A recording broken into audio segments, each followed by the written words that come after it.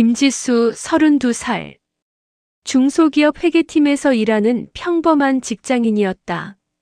성실하고 책임감이 강하다는 말을 자주 들었다. 그게 내 장점이라고 생각했다. 아니, 그게 내 족쇄가 될 줄은 몰랐다. 박도현을 만난 건 친구 소개였다. 그는 착했다. 순하고 다정하고 내 말을 잘 들어주었다. 웃을 때 눈이 초승달처럼 휘는 게 좋았다. 가난했지만 괜찮았다. 사랑이 있으니까. 함께 노력하면 되니까. 결혼 전 나는 약간의 종잣돈을 가지고 있었다. 5년 동안 악착같이 모은 3천만 원. 크지 않았지만 내 미래를 위한 든든한 버팀목이었다. 그런데 시어머니 오숙자는 그것을 다르게 봤다. 우리 지수가 알뜰하구나. 역시 내 눈이 틀리지 않았어. 처음 만났을 때 시어머니는 내 손을 꼭 잡으며 말했다. 그 손이 따뜻하다고 느꼈다. 착각이었다. 그건 따뜻함이 아니라 욕심이었다. 시댁은 빚에 허덕이고 있었다. 시아버지가 돌아가시면서 남긴 사업 실패의 빚. 도연의 형이 사기를 당해 떠안게 된 빚. 합치면 1억이 넘었다. 결혼식 날 숙자는 내 귀에 속삭였다. 지수야, 우리 가족이 된 거 축하해.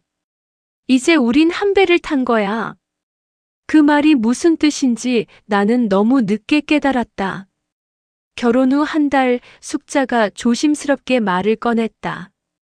지수야, 미안한데 이번 달 카드값이 좀 밀렸어. 혹시. 나는 거절하지 못했다. 가족이니까. 50만 원을 빌려줬다. 다음 달에는 100만 원. 그 다음 달에는 200만 원. 어느 순간 빌려주는 것이 당연히 내는 것이 되었다. 빚은 줄어들지 않았다.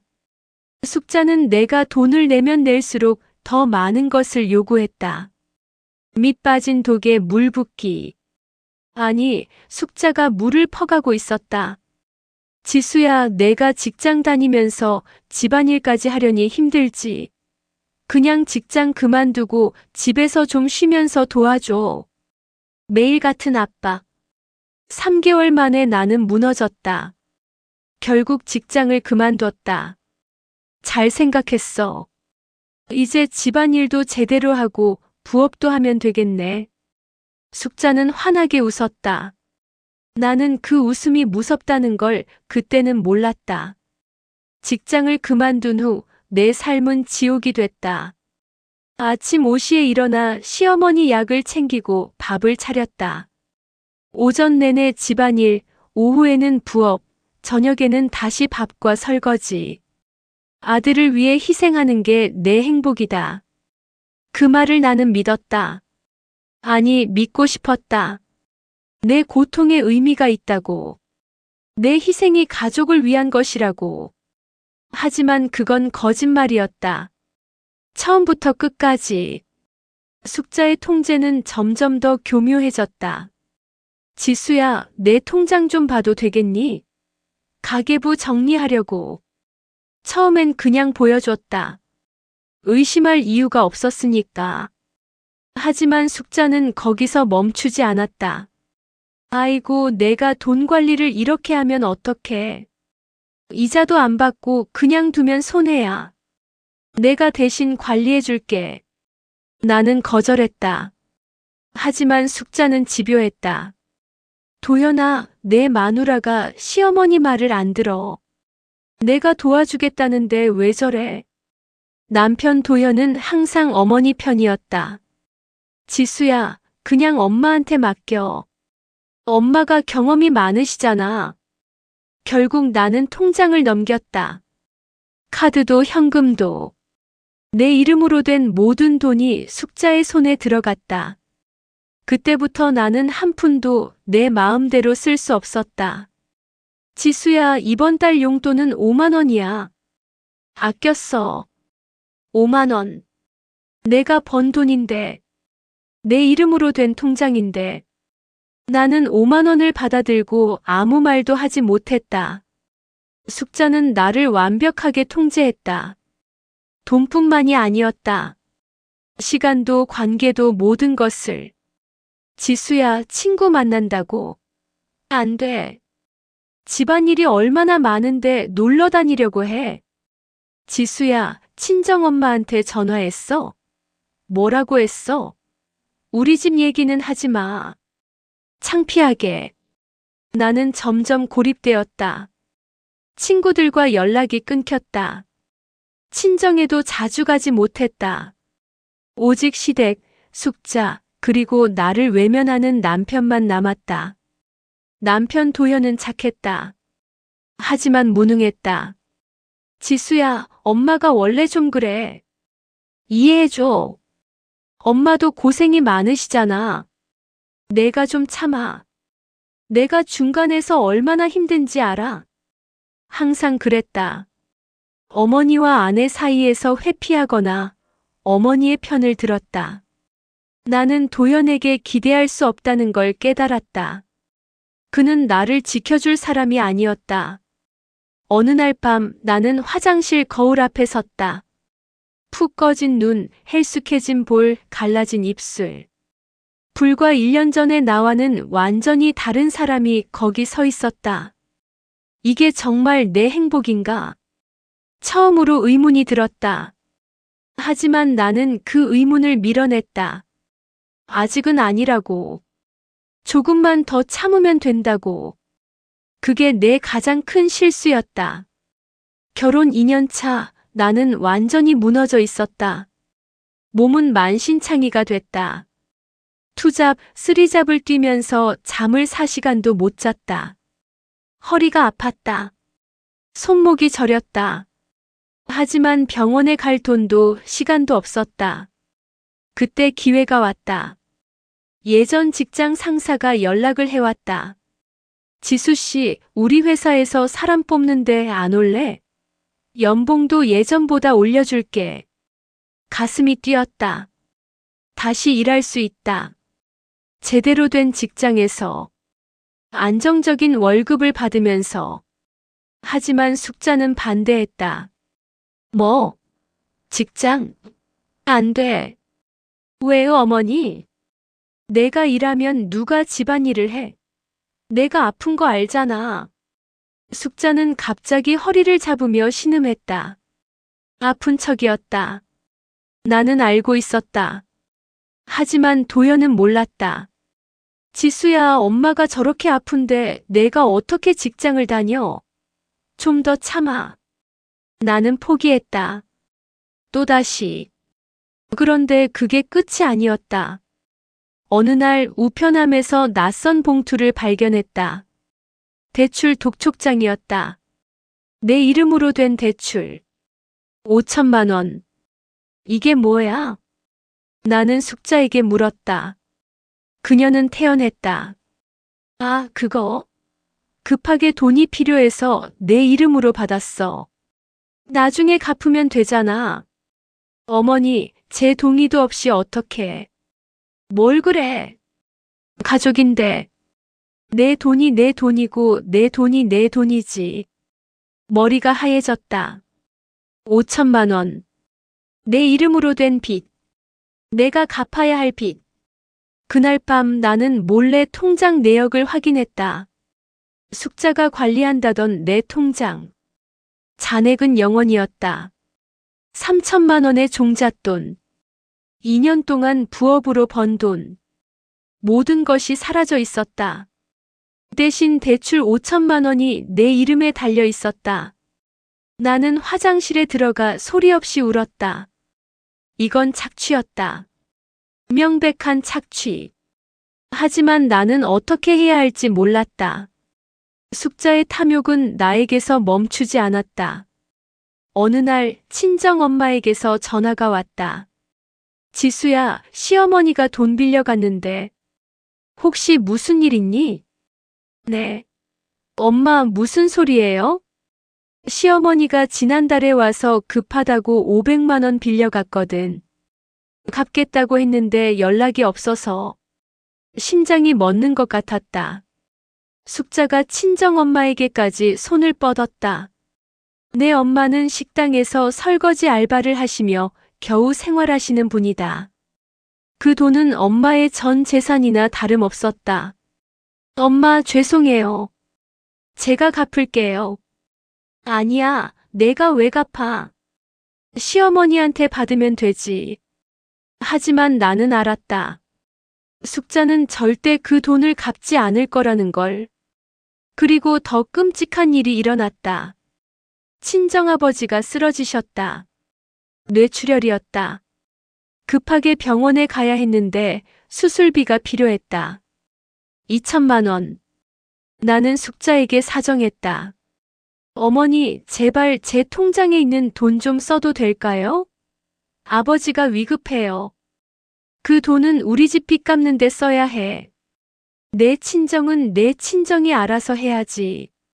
어머니, 왜 소리 질러? 버릇없이. 나는 무릎을 꿇었다. 애원했다. 하지만 숙자는 꿈쩍도 하지 않았다. 결국 친정아버지의 수술비는 친정 식구들이 빚을 내서 마련했다. 내 돈으로 갚을 수 있었는데, 내 이름으로 된 돈이 있었는데, 숙자가 그걸 막았다. 그날 나는 결심했다. 이건 가족의 사랑이 아니었다. 악랄한 착취였다. 더 이상 참을 수 없었다. 나는 남편 도연에게 모든 것을 털어놓았다. 숙자가 내 돈을 빼돌린 것, 내 이름으로 대출받은 것, 친정엄마에게 돈을 빌려가고 갚지 않은 것. 도연아, 제발 나 좀 도와줘. 이건 너무해. 도연의 반응은 예상과 달랐다. 지수야, 엄마가 그랬을 리가 없어. 내가 오해한 거 아니야? 오해? 이게 오해야? 증거가 다 있는데. 엄마가 힘드셨겠지. 내가 좀 더 이해해줘. 나는 절망했다. 남편은 끝까지 어머니 편이었다. 나를 지켜줄 사람은 아무도 없었다. 그날 밤 나는 법률 상담을 검색했다. 복수가 아니라 탈출이 필요했다. 독립이 필요했다. 하지만 돈이 없었다. 내 이름엔 빚만 가득했다. 어떻게 해야 할까? 어떻게 하면 이 지옥에서 벗어날 수 있을까? 며칠 전 친구의 말이 생각났다. 혹시 모르니 복권 한번 사보라고. 하느님 제발이요. 절망의 끝에서 나는 복권을 샀다. 웃기지? 논리적인 나, 숫자를 다루던 회계사 출신의 나, 그런 내가 복권을 샀다. 헛된 희망인 걸 알았다. 당첨 확률이 얼마나 낮은지도 알았다. 하지만 간절했다. 이 지옥에서 벗어나고 싶다. 그 간절함이 손을 움직였다. 편의점에서 로또 한 장을 샀다. 5,000원. 숙자 몰래 모아둔 비상금의 일부였다. 당첨 발표날 나는 집에서 멀리 떨어진 외진 카페에 갔다. 혹시나 하는 마음으로 번호를 확인했다. 17, 15, 23, 4, 42번 일치. 6개 번호 전부 일치. 심장이 멎는 것 같았다. 손이 떨렸다. 눈앞이 하얘졌다. 1등. 당첨금 90억 원. 나는 한참 동안 화면과 용지를 바라보았고 믿을 수 없었다. 이게 현실인가? 꿈인가? 하지만 현실이었다. 나의 인생이 뒤집히는 순간이었다. 나는 즉시 전략을 세웠다. 90억. 이 돈이면 모든 것을 바꿀 수 있었다. 하지만 섣불리 움직이면 안 됐다. 숙자가 이 사실을 알면 모든 것을 빼앗으려 할 게 분명했다. 나는 철저하게 숨겼다. 새 통장을 만들었다. 숙자가 모르는 은행에 당첨금을 안전하게 입금했다. 그리고 최고의 변호사를 선임했다. 돈이 있으니 가능했다. 변호사님, 제 상황을 말씀드릴게요. 나는 숙자가 한 모든 일을 털어놨다. 변호사는 고개를 끄덕였다. 충분히 법적 대응이 가능합니다. 횡령, 사문서 위조, 명예 도용. 증거만 확보되면 형사 고발도 가능해요. 나는 사설 탐정도 고용했다. 숙자가 내 이름으로 받은 대출, 유용한 금액, 친정에 끼친 피해. 모든 것을 법적 효력이 있는 증거로 정리하도록 지시했다. 그리고 마지막 덫을 놓았다. 나는 숙자에게 순종적인 며느리 역할을 완벽하게 연기했다. 아무것도 모르는 척, 아무것도 깨닫지 못한 척, 여전히 착취당하는 척. 어머니, 제가 부업으로 조금 모은 게 있어요. 500만 원이요. 숙자의 눈이 반짝였다. 그래. 그 돈 이리 줘. 내가 관리해 줄게. 네, 어머니. 나는 순순히 돈을 건넸다. 숙자는 의심하지 않았다. 왜냐하면 나는 항상 그래왔으니까. 하지만 이번엔 달랐다. 그 돈의 이동 경로를 녹화했다. 숙자가 그 돈을 어디에 쓰는지 추적했다. 증거가 쌓여갔다. 복수의 날이 다가오고 있었다. 시댁 제사날. 숙자는 큰 행사를 좋아했다. 특히 제사. 친척들이 모이고 자신이 주인공이 되는 자리. 그날도 마찬가지였다. 지수야, 음식 준비 다 됐어? 손님들 오신다. 네, 어머니. 나는 평소처럼 음식을 준비했다. 하지만 내 가방 안에는 다른 것들이 들어 있었다. 증거 서류, 녹음 파일, 그리고 변호사가 준비한 서류들. 친척들이 모였다. 숙자의 형제들, 도연의 사촌들, 동네 어른들까지 20명이 넘는 사람들이 거실에 앉았다. 제사가 끝나고 숙자가 갑자기 나를 불렀다. 지수야, 잠깐 나와봐. 거실 한가운데로 불려나갔다. 숙자가 모든 사람 앞에서 말했다. 지수가 요즘 돈 관리를 못해서 집안이 힘들어요. 그래서 앞으로 지수 월급은 제가 직접 관리하려고 해요. 공개적인 모욕이었다. 나를 무능한 며느리로 만들려는 수작. 친척들 앞에서 나를 깎아내리려는 짓. 하지만 나는 더 이상 당하지 않았다. 잠깐요. 나는 가방에서 서류 봉투를 꺼냈다. 모든 사람이 나를 바라봤다. 제가 먼저 말씀드릴 게 있습니다. 숙자의 얼굴이 굳었다. 뭔가 잘못됐다는 걸 직감한 것 같았다. 이 서류는 지난 3년간 시어머니가 저에게 한 일의 기록입니다. 나는 서류를 테이블 위에 펼쳤다. 첫째, 시어머니는 제 동의 없이 제 이름으로 5천만 원을 대출받았습니다. 이건 명예도용입니다. 둘째, 시어머니는 제가 번 돈 총 8천만 원을 제 허락 없이 인출에 사용했습니다. 이건 횡령입니다. 셋째, 시어머니는 제 친정 어머니에게 500만 원을 빌리고 갚지 않았습니다. 숙자의 얼굴이 새하얘졌다. 친척들이 웅성거리기 시작했다. 지수야, 이게 무슨 소리야? 가족끼리 이러면 안 되지. 하지만 나는 멈추지 않았다. 그리고 이건 녹음 파일입니다. 휴대폰에서 녹음을 재생했다. 숙자의 목소리가 울려 퍼졌다. 내 돈이 내 돈이고 내 돈이 내 돈이지. 가족인데 뭘 그래. 내가 일하면 누가 집안일을 해. 직장 그만둬. 아들을 위해 희생하는 게 내 행복이야. 침묵이 흘렀다. 숙자가 벌떡 일어났다. 인연이 미쳤어? 가족을 이렇게 망신시켜. 망신시킨 건 어머니입니다. 저는 진실을 말하는 것뿐이에요. 나는 마지막 서류를 꺼냈다. 그리고 이건 이혼 서류입니다. 저는 오늘부로 이 집을 떠납니다. 뭐? 도연이 벌떡 일어났다. 얼굴이 창백해져 있었다. 지수야, 잠깐. 이게 무슨 소리야? 도현 씨, 3년 동안 기다렸어요. 당신이 나를 지켜주길.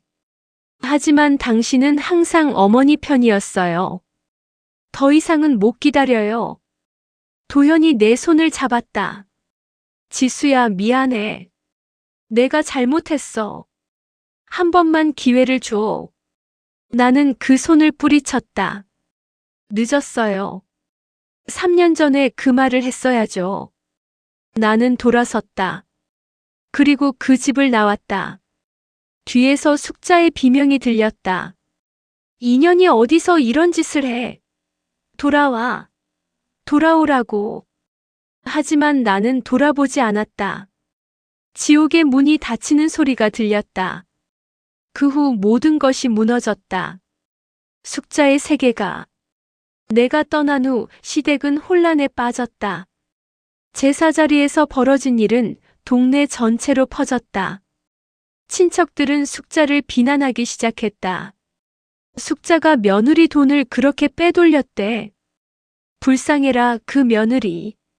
얼마나 힘들었을까.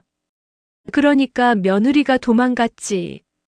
숙자는 변명하려 했다. 하지만 증거가 너무 명확했다. 통장 내역, 대출 서류, 녹음 파일. 모든 것이 그녀의 악행을 증명했다. 그리고 경제적 붕괴가 시작됐다. 내가 갚아주던 빚이 다시 쌓이기 시작했다. 내가 내던 생활비가 끊겼다. 숙자는 난생 처음 직접 돈을 벌어야 했다. 도현아, 지수한테 연락해. 다시 돌아오라고 해. 엄마, 지수가 전화를 안 받아요. 그럼 찾아가. 무릎 꿇고 빌어서라도 데려와. 하지만 도현도 더 이상 어머니 말을 듣지 않았다. 제사날 밤, 그는 처음으로 어머니에게 소리를 질렀다. 엄마. 엄마 때문에 내 인생이 다 망가졌어. 뭐? 내가 뭘 어쨌는데? 지수가 보여준 거 다 봤잖아. 지수 돈 빼돌린 거, 대출 받은 거, 친정 어머니한테 돈 빌린 거. 다 사실이잖아. 숙자는 입술을 떨었다. 변명하려 했지만 말이 나오지 않았다. 나는 엄마 믿었어. 지수가 뭐라 해도 엄마 편 들었어. 근데 엄마가 나한테 이렇게 할 줄은 몰랐어. 도연아, 나는 다 우리 가족을 위해서. 가족? 지수도 가족이었어.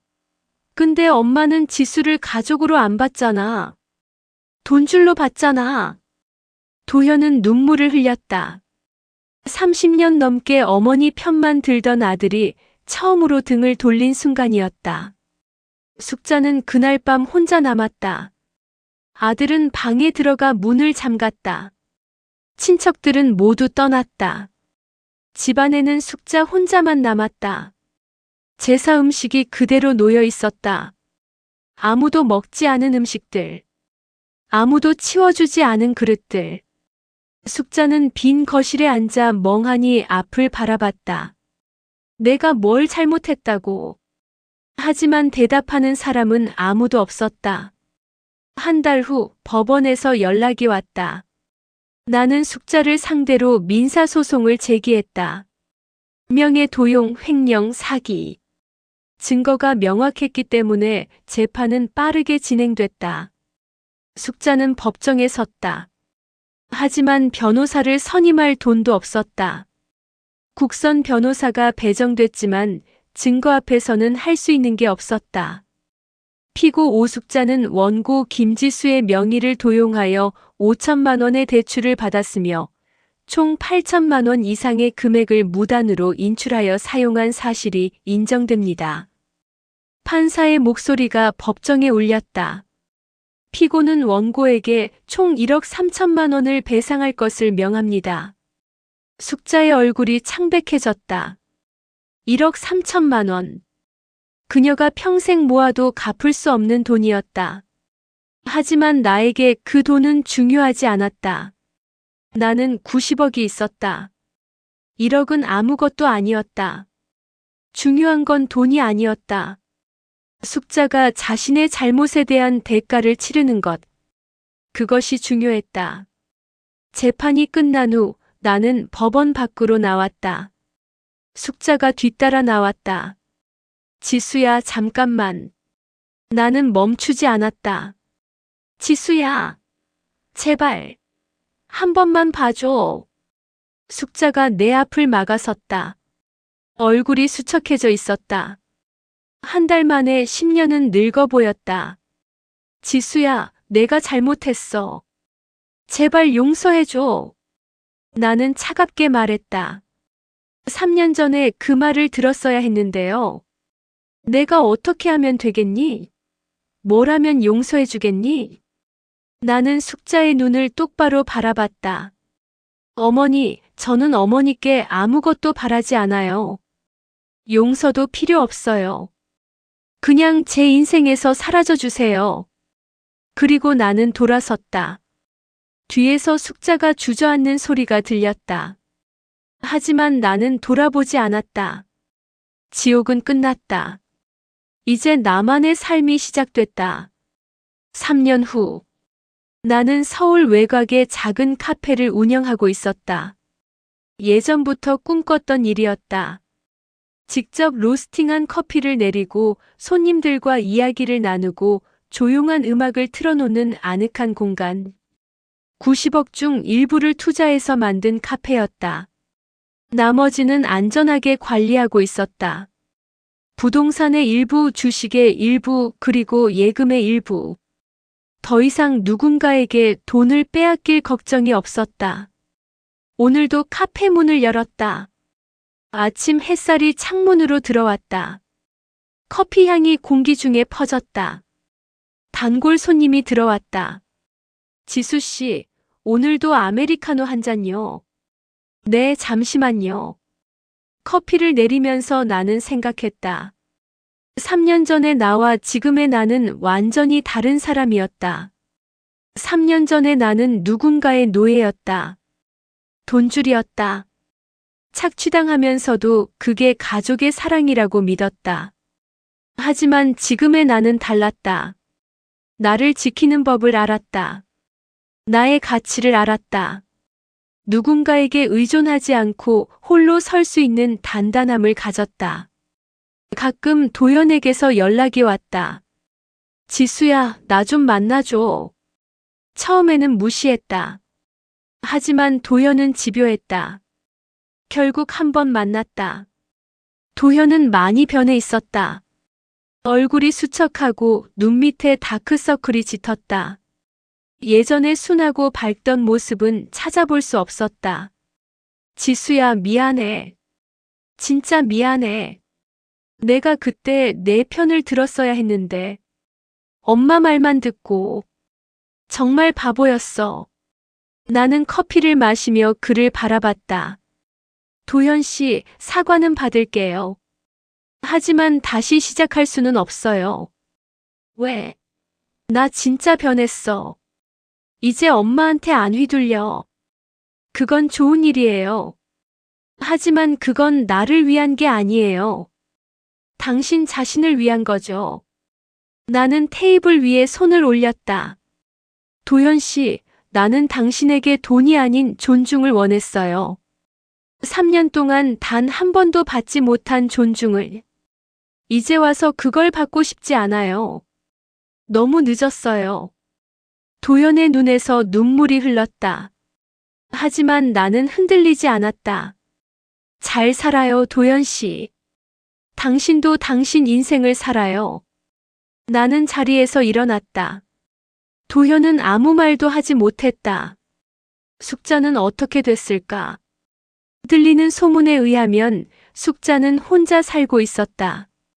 도연은 어머니를 부양하고 있었지만 관계는 예전 같지 않았다. 숙자가 무엇을 말해도 도연은 더 이상 귀를 기울이지 않았다. 숙자는 동네에서 며느리 착취한 시어머니로 소문이 나서 사람들을 피해 다녔다.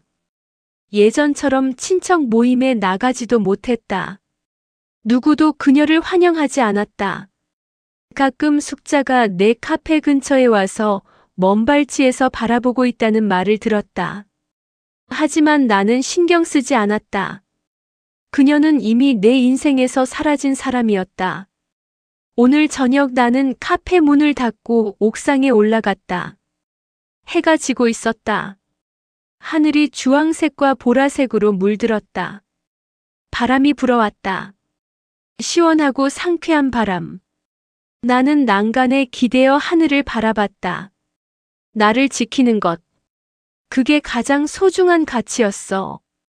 3년 전에 나는 그걸 몰랐다. 가족을 위해, 남편을 위해, 시어머니를 위해 모든 것을 희생하는 게 옳다고 생각했다. 하지만 그건 사랑이 아니었다. 착취였다. 나를 갈아 넣는 것이 사랑일 리가 없었다. 이제 나는 알았다. 진짜 사랑은 서로를 존중하는 것, 서로를 지켜주는 것. 한쪽이 일방적으로 희생하는 건 사랑이 아니라 폭력이었다. 나는 미소 지었다. 과거의 고통이 나를 단단하게 만들었다. 지옥 같은 3년이 나를 성장시켰다.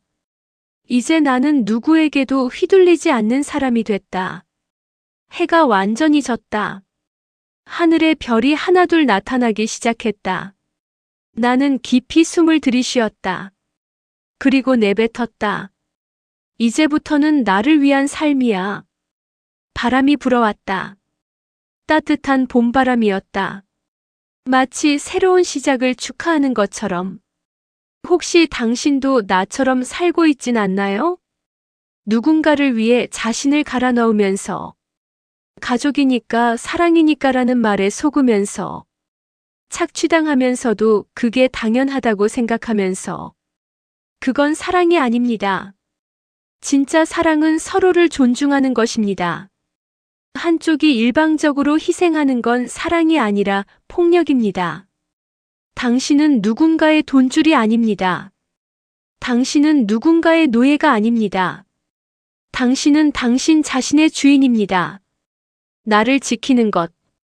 그게 가장 소중한 가치입니다. 당신도 지옥에서 벗어날 수 있습니다. 당신도 새로운 삶을 시작할 수 있습니다. 포기하지 마세요. 오늘 이야기 어떠셨나요? 혹시 가슴 한 구석이 뜨거워지셨다면, 혹시 눈시울이 촉촉해지셨다면, 그건 당신도 비슷한 아픔을 겪었기 때문일 거예요. 당신은 혼자가 아닙니다. 이 세상 어딘가에서 같은 시간에, 같은 감정으로 누군가도 이 영상을 보고 있을 거예요. 마음에 울림이 있으셨다면 구독과 좋아요, 그리고 알림 설정까지 부탁드려요. 여러분의 작은 응원이 더 따뜻한 사연을 만드는 힘이 됩니다. 혹시 나누고 싶은 사연이 있으시다면 댓글로 남겨주세요. 당신의 이야기가 누군가의 위로가 될 수 있어요. 오늘도 행복한 하루 되세요. 감사합니다. 지금까지 도깨비 사연 공방이었습니다.